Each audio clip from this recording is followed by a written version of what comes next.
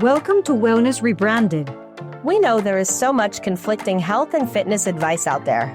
And you're tired of the wellness fads, endless diets, and impossible standards that make you feel like nothing you do is ever enough. You're ready to tune into your mind and body and feel empowered around health.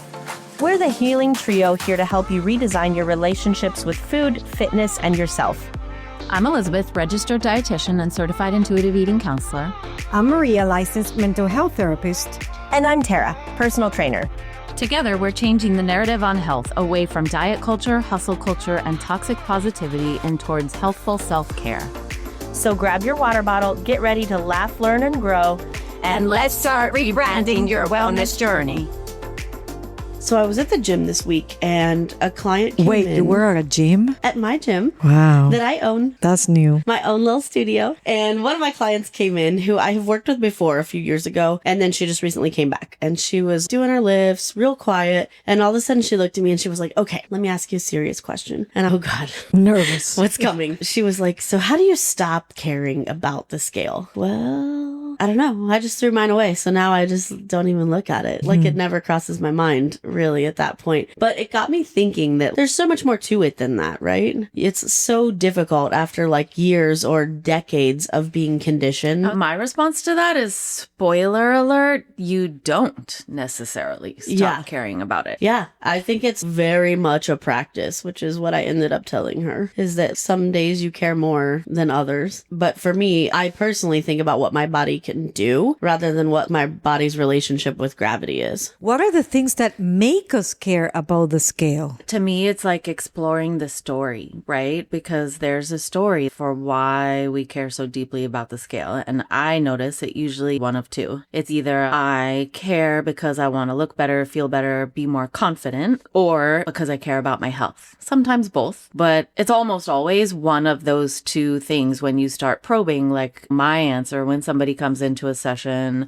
and we're working on body image and it comes up like, tell me more. What does it look like for you caring about the scale? And what stories are going through your head? What does the scale signify to you? And then once somebody say, well, because I care about my health, really start asking questions to help people identify the story. And is it true that the only way to improve your health is to change the number on the scale? And where did you first learn that? And do you have any evidence to the contrary that maybe there are other ways to change your health that are not about the number on the scale? And same with body image. Where did you first learn that your body needs to look a certain way in order for you to feel confident? And where did that story come from? And in what ways has it been reinforced throughout your life? And is that the only way that you can improve confidence? Can you think of maybe other things in your life that bring you confidence? And is that story that we've been told our whole lives, is it true? Is it kind? Is it helpful? Is it helping you to continue believing and attaching to that story? Yes. Right? I think so many of us draw on like what we see on social media and what we hear in the news and things like that. And we stop to think, but is this really my story? Right. I also was thinking, for me, I draw on all the cool things my body has done. Like I grew a whole human in this thing. I fed this human using only my body for like 6 months. I swam to these islands one time. I've hiked mountains. I've done like cool stuff with my body that have absolutely nothing to do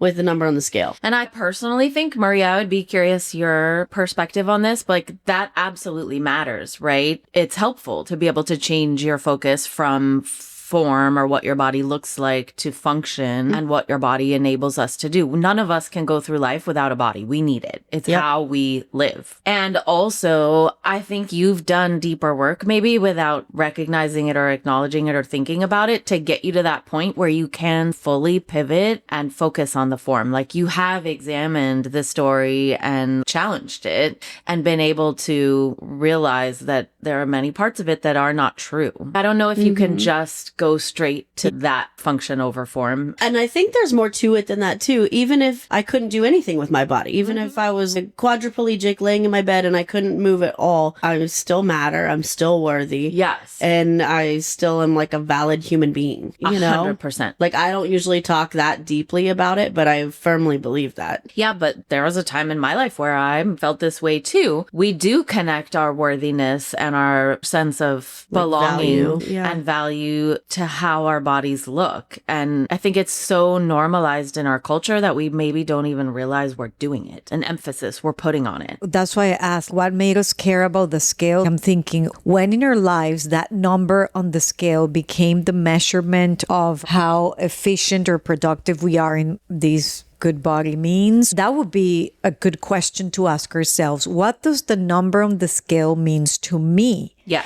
And how do I feel right after I see that number? And what are the thoughts that come to mind when I see that number? Because in some cases, the thoughts are, I'm failing. It's like you feel terrible after you see that number on the scale, or you feel, oh, I'm so successful, not because I'm doing great in my work or because today I went up the stairs. I feel great because this number says I should feel great. For me, that's the Absolutely. question. And I would take it a step further, which is you step on the scale, you have the thought, and then that creates the feeling. And then what are you doing with that? What actions are you then taking based on those difficult feelings? And for many people, the actions are disordered eating and disordered exercise, right? Or hiding, right? Putting ourselves not showing up fully and doing things we want to do, or going to the party, or swimming in the pool with our children, or taking the photo. Someone at a meeting earlier this week said something to the effect of, I was waiting to get pictures taken that I needed to get taken for my business. And I kept waiting to lose those many pounds.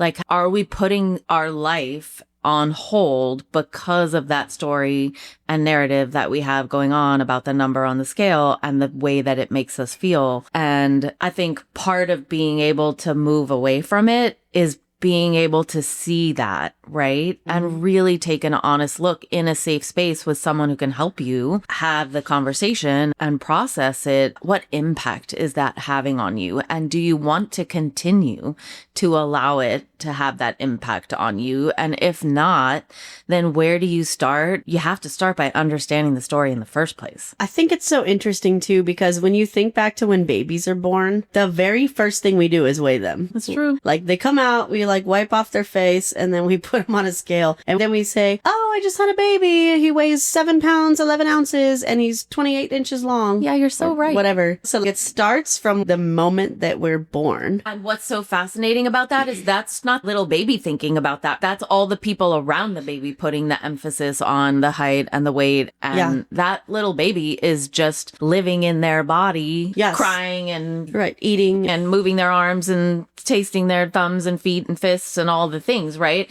But it's so emblematic of what happens as we go through life is the world starts putting, and by that I mean really diet culture, starts putting those stories in our head. How many times? I mean, I can think of a gazillion times when I've heard people say about a child, like, oh, he's so small, or, oh, she's so chunky. Yeah. I wish I looked like that. How many times are people commenting on your body from the time you're born? Yeah. And do we think that's not going to shape us in some way? Of course it is. Or instill a belief that those messages, those comments come with an assumption that one way is better than another way, right? Whatever it is. You can't be too little. You can't be too big. You have to be just right. I mean, no, that's not right. Who said? Who came up with what just right is? Correct. Cannot be the same for everybody with anything. The point is, it's not even our story, right? It's just that the world put has told upon us. I actually like looking at beauty standards from around the world. Like, have you ever seen these videos? Because it shows you, like, what's beautiful someplace is, like, very much not. Same. I elsewhere. like doing it through the decades, like even just going back decade by decade and looking at how, sadly, how women's bodies were objectified, and men too, but mostly women. You're right. And how much it changed. I mean, we're going through it again, sadly, frankly, right now, right? Yep. Now we're back in the skinny, thin, straight, you know, I mean, our bodies aren't any different than they were 5 or 10 years ago. And not that thin has never been in, but it's different right now. The emphasis is different. We all know it. We all feel it. So how do we stop caring about the number on the scale? So I actually did a little bit of research after my client asked me this question. I've been marinating on this all week, and I wrote about it in my newsletter this morning. And I came up with something called the SHIFT framework. And it's like a 5-step process. So if you get on the scale and it dictates your your whole day, right? Because that's what happens to a lot of people. We get on the scale, and if it went up even by like 1 ounce, we're having a bad day. And if it went down by even 1 ounce, we're having a good day, right? So I thought about what would be the most impactful way to help people practice putting less emphasis on the scale. And I came up with what I call the SHIFT framework. So the S stands for see the pattern.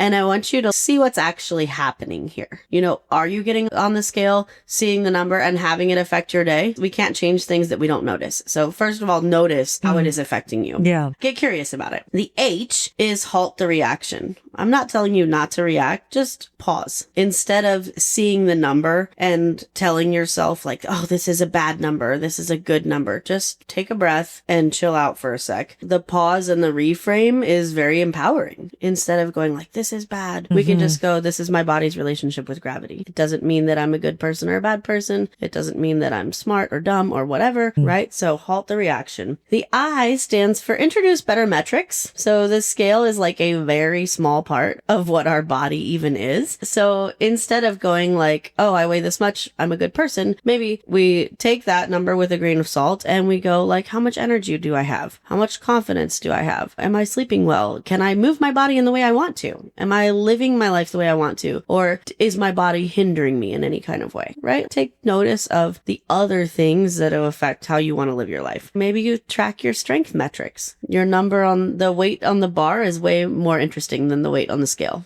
The F is to create friction. So some of my clients weigh themselves like every single day. First of all, as a personal trainer, I do not recommend that at all because our bodies change weight throughout the day, right?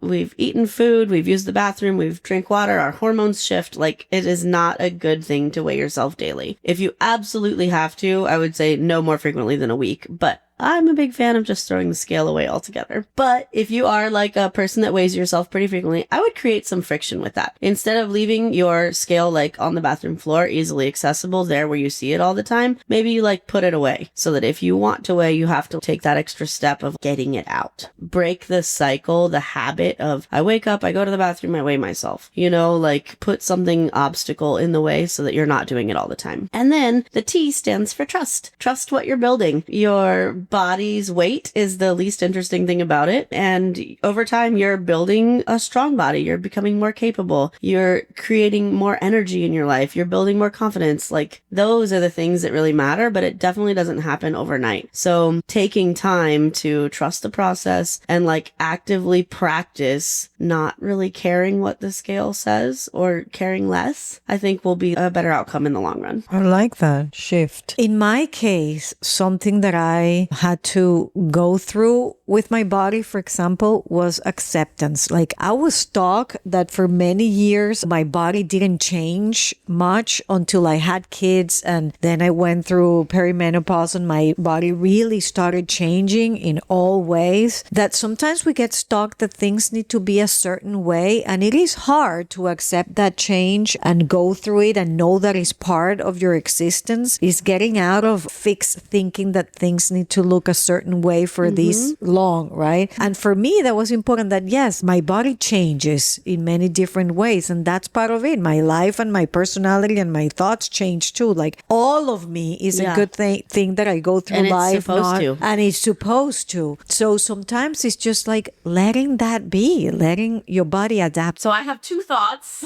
Okay. That doesn't happen often. I like Elizabeth that. with full of thoughts today. She is the smart one. Well, my first thought is just in response to what you said, Maria. It just makes me think that we're easy to think that the goal is to like your body. Yeah. Right? Like I need to get to a place of liking it. And I don't think that's actually the goal. You don't have to like it, right? Do you like your foot the way it looks? Like maybe not, but Maria it probably, likes hers. Probably doesn't stop you from doing all the things and living your life regardless of you're kind of neutral about it, right? Yep. And I think it's helpful to know that the goal doesn't have to be getting to stop caring doesn't equal liking your body. And not liking your body, you can still live a very happy, healthy life and even have a happy, healthy relationship with your body by not loving the way that it looks. Thinking about launching a podcast or taking yours to the next level? Juliana Barbati and her team are the experts you need. They take care of everything from episode funnel design to production and marketing, so you can focus on creating content that connects. check out julianabarbati.com and mention that we sent you.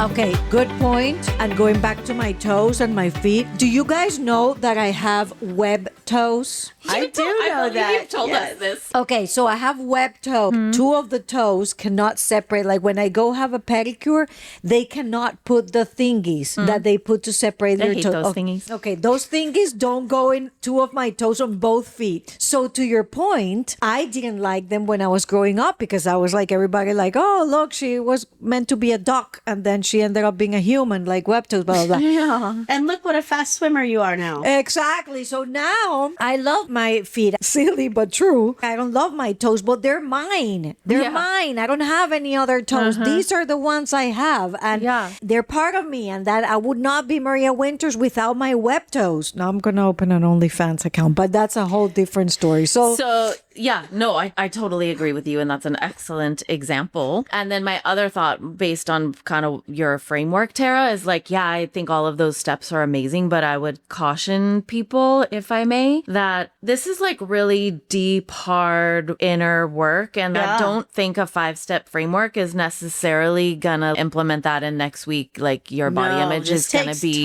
awesome. And you maybe find it really helpful to do it with support of a therapist or an intuitive eating counselor or something. And I want to say that with intuitive eating in general, but certainly with healing body image, there is a very, very evident and common and visible messy middle. And you might wake up one day and you're able to not get on that scale, and then your body image does whatever it does that day, good or bad. And the next day, maybe you can't get on the scale and your body image does whatever it doesn't. Or, you know, 1 minute you might be feeling like, okay, I can do this, I cannot get on it. And then the next one, your mind is spiraling because you don't know what the number is. Or I just want to set the stage that the messy middle is huge and it's valid and the swings are wild and it's part of it. It doesn't mean you're doing it wrong. It actually probably means you're doing the work. And so can you just kind of know all of that going into it? And I like to frame things like going back to your first thing of, actually, I don't know which one it was, but if the idea of not getting on the scale and not knowing is going to be kind of insurmountable, right? It doesn't have to be all one way or all the other way. And what I like to do is frame it as an experiment. Like, can you experiment with not getting on the scale today? If it feels too overwhelming to pack it up and put it away, which I agree is an awesome step. If you are out there and you weigh yourself every day and it makes you feel a certain way and you really wish it didn't, and you are able to pack it up and put it away, 100% do it. It is so liberating and freeing, and it may feel weird and uncomfortable at first, but I promise you, I can tell you from firsthand lived experience that after a while, you just don't even think about it anymore. And it is really liberating and feels really good. But if you're not able to take that step just yet, can you experiment with not doing it today? Or if you normally weigh in morning and night, can you experiment with not doing one of them? You know what I mean? Like you can experiment with it for 2 days or the whole week. But if you need to at the end of the week, bring it back out. You have full permission and body autonomy to do that, but just notice how the power, the hold it has over you. And then notice what happens when you do get on it. And then ask yourself, was that helpful? Am I being kind to myself? Is the story that I'm saying even true? Is there any other possible way to look at whatever that story is? Yeah, totally agree with all that. This is hard. This is not a simple like, oh, well, just don't get on your scale. Yeah. Like if it were that easy, no one would ask me that question. Yeah. And I always tell my clients, like, I don't think you're ever going to wake up and just be like, I love everything about my body all the time. I think that's kind of a dead person goal, right? Yeah. It's probably never going to happen because we're humans and bodies are confusing and difficult and they change and the expectations change and there's a lot of emphasis on our bodies. But can you get to a point where maybe the pain isn't as deep and the hurts aren't as frequent? And if so, that's signs of body image healing. And also, I think it's really helpful to set teeny tiny micro goals around it. Healing your body image, that's really big, right? And really hard and a lot. But maybe your teeny tiny micro goal is to wear short sleeve shirt that you normally would never let yourself wear because you don't like the way your arms look. Or maybe it's to spend less time in your closet getting dressed every day. Like exposure. I mean, a little bit it is exposure because it gets easier when you're doing it, but I think it's really just for a micro goal. Like, what's one thing that is small, but if you were able to shift it, it would make a meaningful difference in your life? Can you start there? And it can be as small as it needs to be, and you can build on it. Yeah, I love that. That's my thoughts on body image. Yeah, it's hard. And I also think that your body image, is it ever truly fully healed? Like, it's always up and down, right? And sometimes I think it's more up than down, and sometimes it's more down than up, but it's always a journey. I think it's important to remember that we're in a relationship with our body, and there is no relationship that is always positive all the time. Relationships have ups and downs, and those ups and downs sometimes happen minute by minute. I can be like loving my husband one day, and then 5 minutes later, he is driving me crazy, right? And that is normal. That's what relationships are. And can we give ourselves the same grace as the relationship with our body? And just like I don't divorce my husband the second he upsets me, right? I sit with it. I work through it. We talk about it. We go get some space from it or whatever it is. Can you start to develop the same skills when you have those negative thoughts about your body and those painful relationship moments? That to me is what the real work is and where the real work happens. So if you're having a complicated relationship with your scale, I hope this helped you. And I hope that if you need a little extra support, you reach out. Elizabeth, Maria, and I are here to help. And we also have other people we can refer you to if you need that support as well. I would love to see you feel really comfortable and confident in your body. I think that would be great for the whole world. And remember, you are worthy and you are valued and you matter, period. Thank you for listening. If you want to connect with me outside of this podcast, you can find me on Instagram at coaching_therapist. I'm Elizabeth. You can find me at Elizabeth Harris Nutrition or in my Facebook group, Health and Healing with Intuitive Eating. And I'm on Instagram and Facebook at Tara DeLeon Fitness. Guys, if you loved this episode or any of our other episodes, we would love it if you would leave us a review on Apple Podcast. It really, really helps us get the non-diet word out to the rest of the world. So please leave us a review. Yes, thank you.